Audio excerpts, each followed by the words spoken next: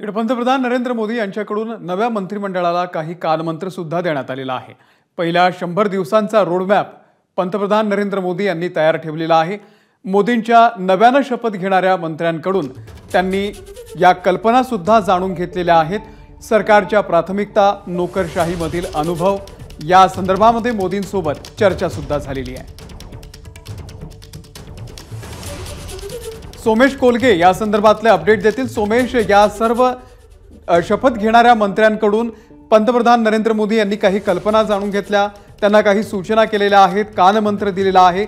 काय नेमकी चर्चा झालेली आहे पंतप्रधान नरेंद्र मोदी आणि नवीन शपथ घेणाऱ्या या मंत्र्यांमध्ये?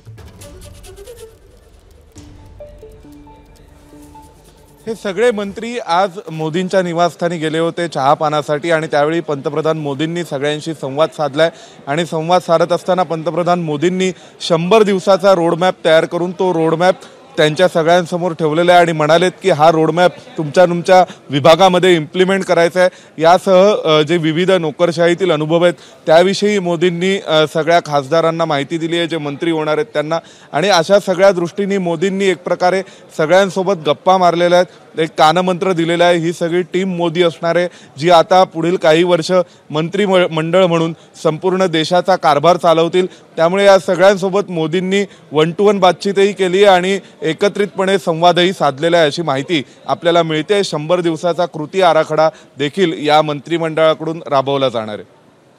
सोमेश, धन्यवाद दिलेल्या या संपूर्ण माहितीबद्दल। एबीपी माझा, उघडा डोळे बघा नीट।